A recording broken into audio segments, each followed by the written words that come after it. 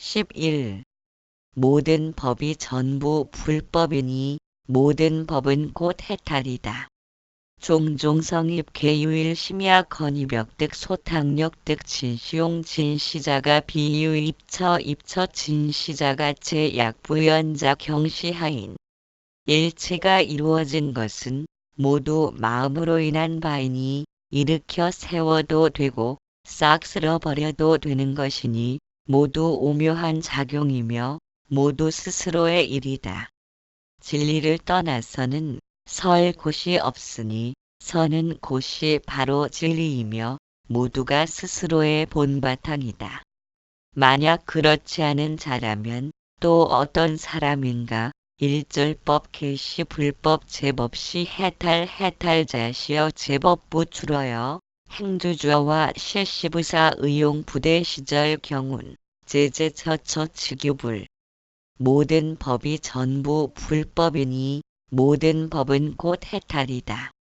해탈이란 것은 바로 진여이니 모든 법은 진여를 벗어나지 않는다.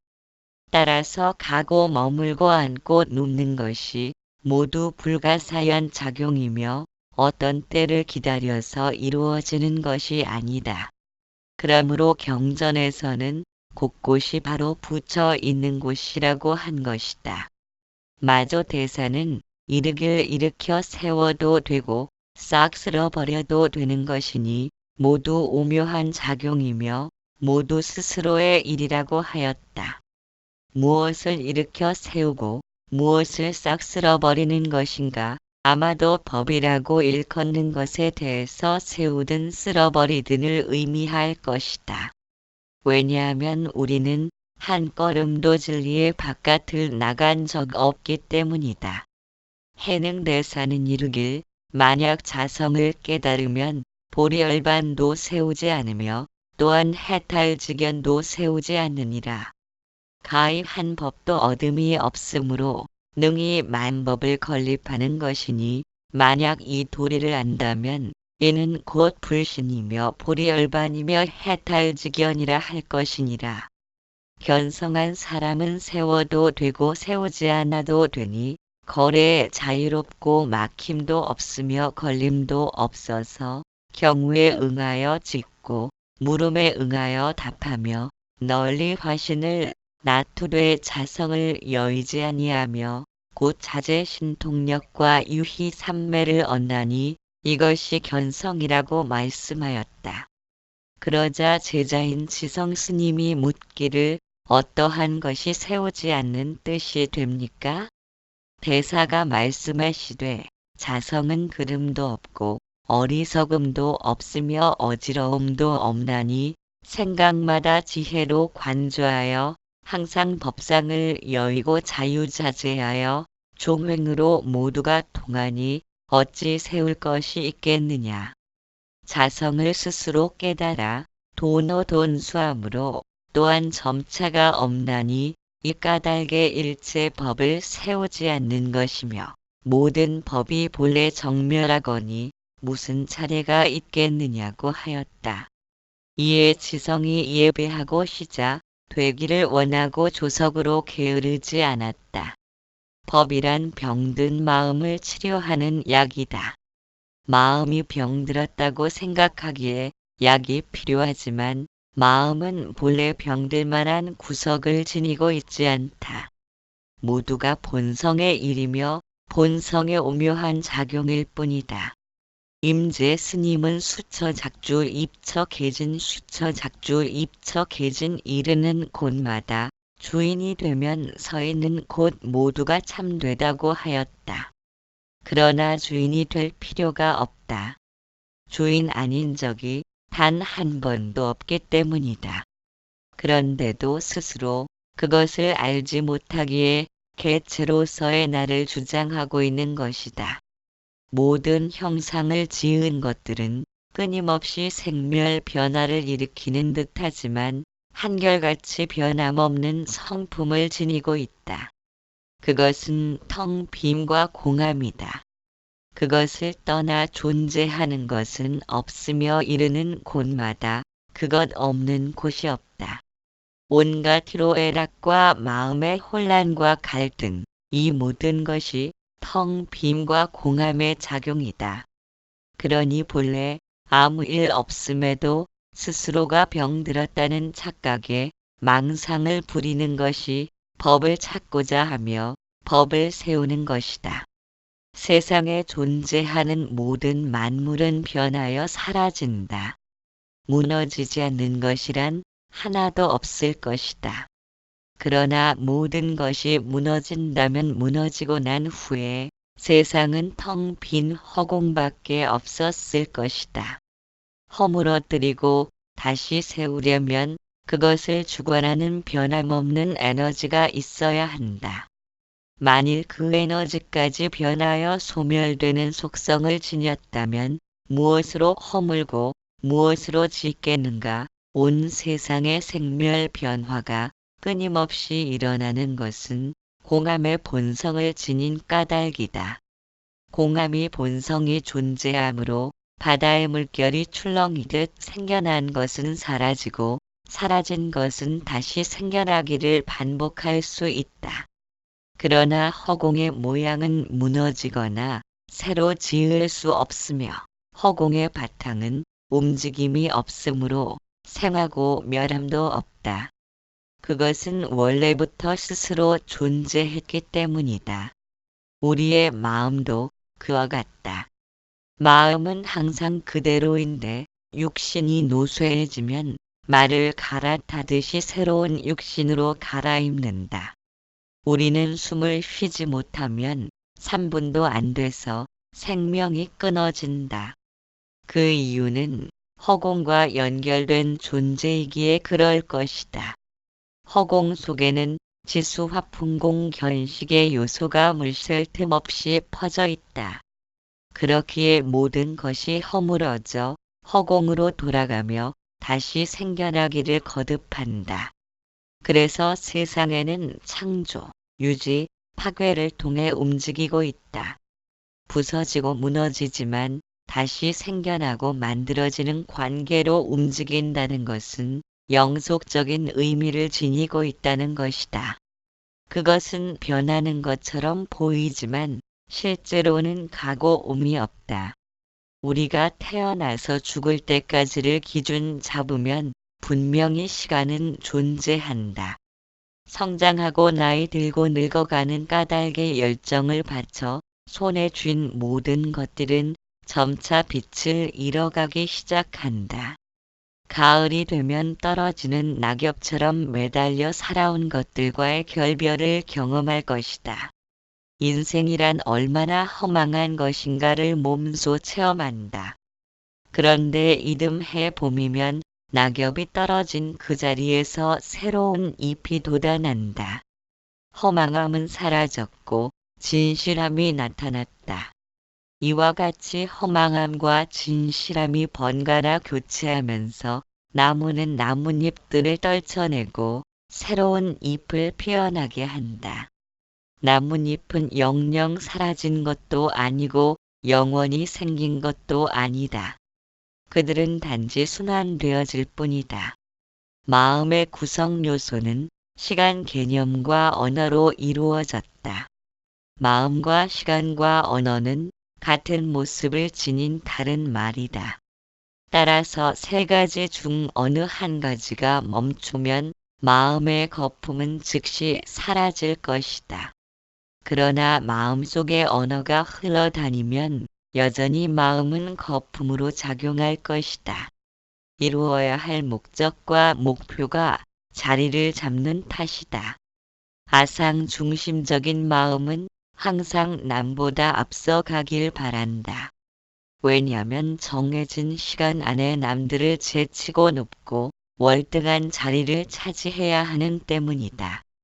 그래서 마음은 여러 가지 언어적 개념으로 누군가와 자신을 비교하고 계획을 갖고 목표를 추구한다.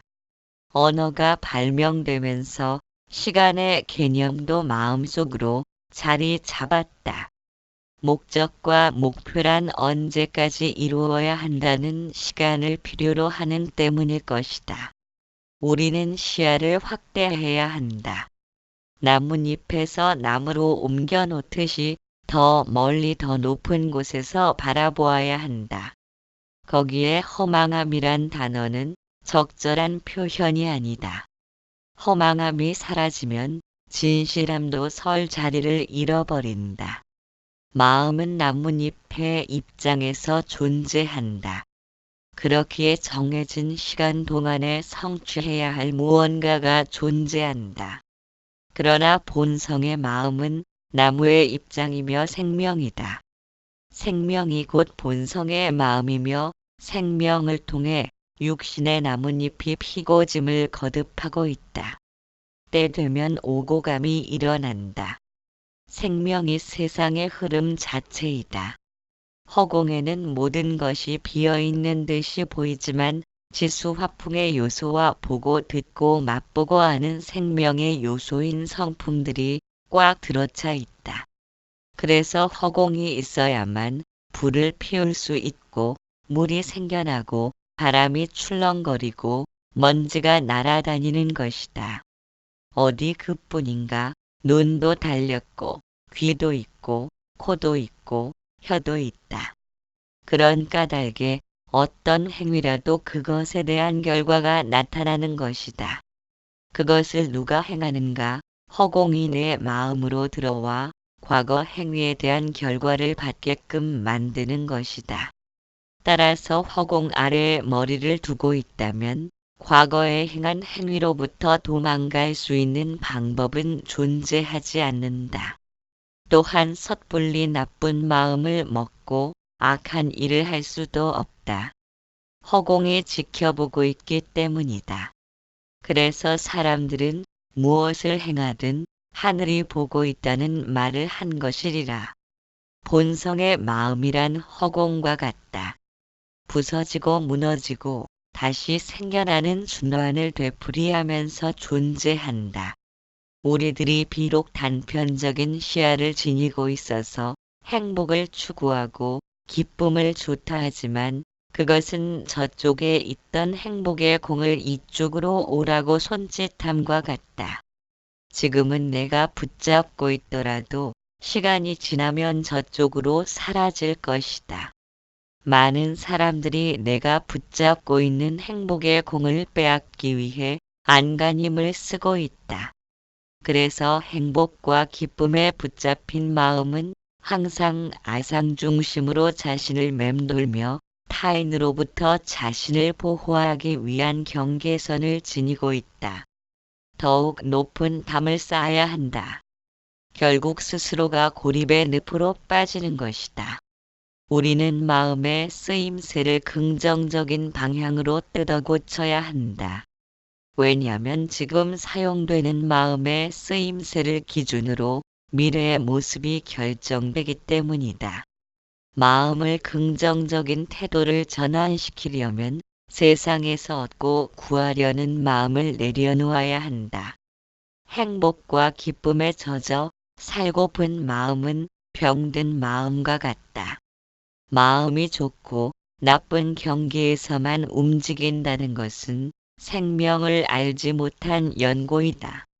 자신이 지니고 있는 보석의 가치를 알지 못하기에 하늘 높이 나는 불사조가 시궁창에 빠진 들쥐를 잡으려고 눈독 들임과 같다. 일체 유심조란 말처럼 마음이 모든 것을 만든 것이다. 과거에 지은 업을 따라서 마음의 쓰임새를 만들고 육신을 이루며 주변 환경을 조성하고 있다. 그것을 모두 생명의 힘으로 행해지는 것이며 마저 대사는 이를 일컬어 모두가 성인의 마음이라고 표현하였다. 이처럼 어마어마한 생명의 마음을 알지 못하고 좋고 나쁜 것에 반응하는 마음만을 내 마음의 전부라고 여기는 까닭은 육신을 진실한 것으로 여기는 때문이다. 그렇게 육신의 눈과 귀로 들어온 정보를 액면 그대로 받아들이는 탓에 생명이 들어설 자리를 잃어버린 것이다. 그러나 자리를 따로 내주지 않아도 육신도 생명이며 마음도 생명이다. 생명이 없다면 육신과 마음이란 하등 쓸모없는 물건일 뿐이다.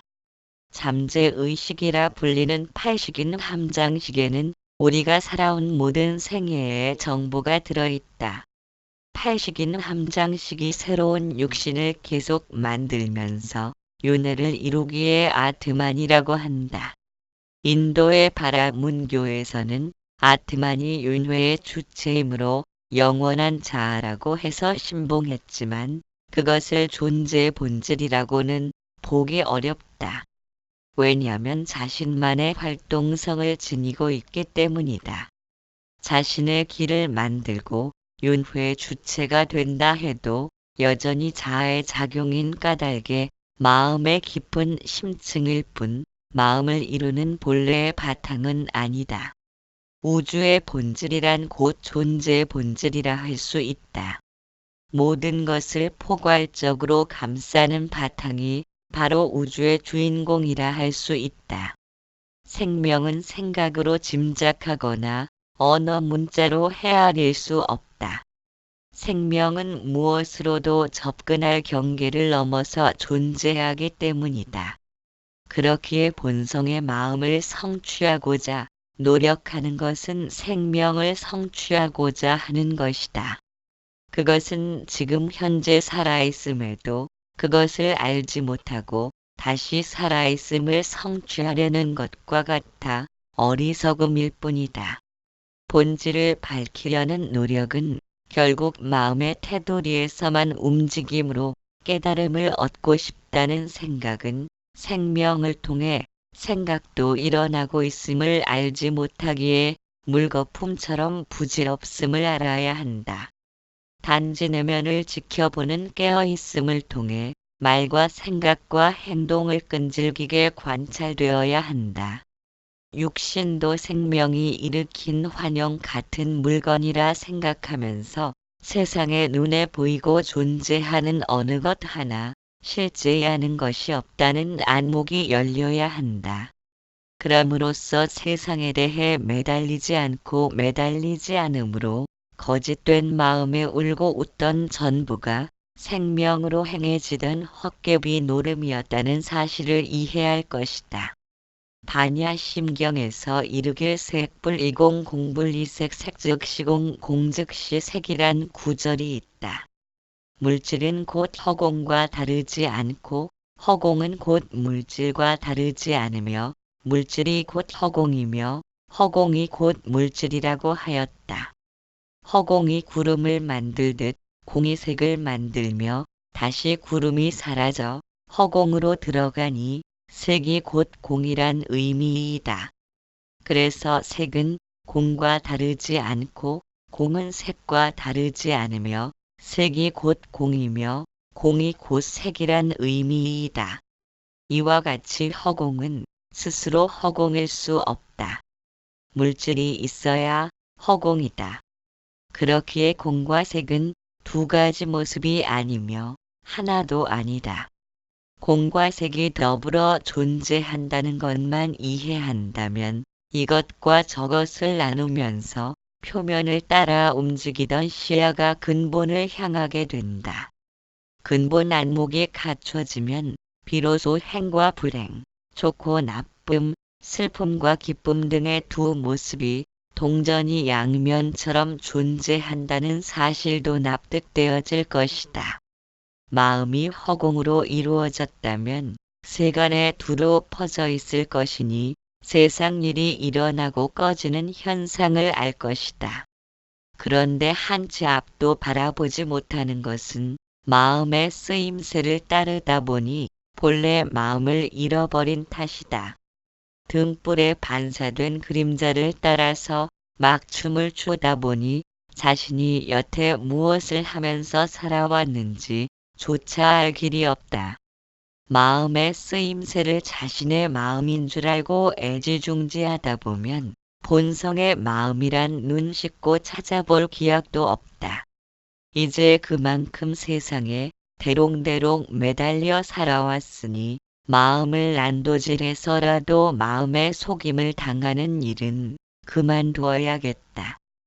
달마대사께 자신의 팔을 잘라 바친 해가 대사와 같은 용기도 없고 해능대사처럼 길을 가다가 금강경 한 구절에 바로 마음을 깨칠 만한 선근을 닦지도 못한 우리들은 먼 산에서 피어나는 연기를 바라보듯 보아야만 하는가. 전생을 기억해낼 만큼의 안목을 지니지 못한 우리들에게 깨달음이란 부지불식간에 날아드는 꿈 같은 것이라면 참담하게 느껴질 것이다. 깨닫고자 하는 간절한 바램도 오히려 그것이 장애가 되어버리는 탓에 불가능한 꿈을 꾸는 서글픔이 되어버린다. 우리가 본성의 마음으로 다가서지 못하는 것은 상대적인 세계관의 늪에 빠졌기 때문이다. 그래서 상대적인 마음으로는 세상 어디를 향하더라도 고통의 늪에서 벗어날 수는 없다. 상대적인 마음을 내려놓아야 한다. 상대적인 마음을 내려놓는 순간 우리가 밟고 있는 이 자리가 그토록 찾아 헤매던 곳이다. 찾아 나서는 마음이 앞을 가렸기에 볼 수 없었던 것이다. 본성의 마음을 발견한다는 것이 무언가를 보태고 합치는 것이 아니라 본성을 덮고 있는 먹장구름만 걷어내면 그만이다. 먹장구름이란 바로 얻고 구하려는 마음이다. 그 마음을 등짐진 채로 세상을 떠돌아도 본성과는 더욱 어긋난 길로 들어서게 된다. 먹장구름의 마음이란 언어적 개념으로 물든 마음이다. 그것은 마음이 아니라 사물을 통해 일으킨 기억으로 이루어진 것이다. 그래서 거짓되고 허망한 속성을 지니고 있다. 거짓된 이 마음을 내 마음으로 알고 있기에 본성의 마음까지 언어로서 다가서려 한다. 그렇기에 마음이 떨어져야 본성의 마음을 성취할 수 있다고 생각한다. 즉 이것을 얻기 위하여 저것을 버려야 한다고 생각하는 것이다. 이것이 상대적인 관념으로 행하는 것이다. 즉 이 마음과 저 마음이 따로 존재하고 있다. 이 마음이 떠나야 그 자리로 저 마음이 들어오기를 희망하고 있다. 그러한 생각은 마치 어둠을 몰아내야 밝음이 들어온다고 생각하며 어둠을 밖으로 내몰려는 것과 같다. 어둠을 완전히 소멸시켰을 때 그 자리로 밝음이 나타날 것이라 생각하는 우둔함이다. 그래서 상대적인 마음으로는 아무리 찾아 헤매도 본성을 발견하지 못한다. 왜냐하면 본성의 마음은 상대적인 마음과 늘 함께 존재하는 까닭이다. 본성의 마음을 이미 손에 쥐고 있으면서도 찾고자 함은 이미 존재하는 본성을 팽개치는 것이다. 마음이 이것과 저것을 구분지어 좋고 나쁜 관념을 만들고 그와 같은 경계에 집착하여 세상을 바라보기에 애착과 원망을 일으키는 거품으로 변한 것이다. 내면에서 언어가 흘러다닌다는 것은 좋고 나쁜 관념의 틀을 지니고 있음과 같다.